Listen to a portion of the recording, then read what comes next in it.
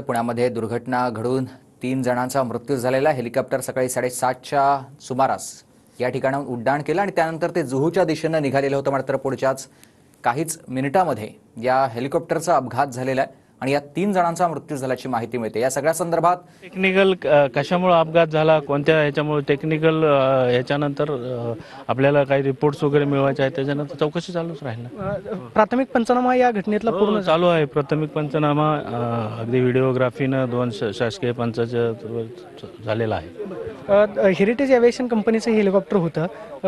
3 जण याच्यामध्ये होते. 3 जणांचा मृत्यू झालेला आहे. त्यांची ओळख पटली आहे का? हो, आय कार्ड आणि त्यांचे काय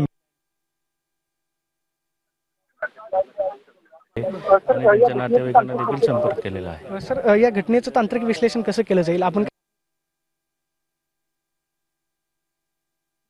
नक्की टीम येणार आहे की जे याचं तांत्रिक विश्लेषण करू शकतो? याच्याशी संबंधित टेक्निकल टीम यांना पाचारण करण्यात आलेलं आहे. फॉरेन्सिक किंवा पोलीस तर्फे याच्यामध्ये मेन जो विषय आहे तो टेक्निकल टीमचा आहे. ते साधारण 3 वाजेपर्यंत येईल असं आम्हाला सांगण्यात आलं. ती टीम येते, त्यानंतरच त्याचं डिटेल विश्लेषण होईल की हेलिकॉप्टरच्या बाबतीतला जो काय आहे नॅचरल आहे की तुमचा मेकॅनिकल आहे वगैरे वगैरे याच्या बाबतीत तांत्रिक विश्लेषण झाल्यानंतरच आपल्याला सविस्तर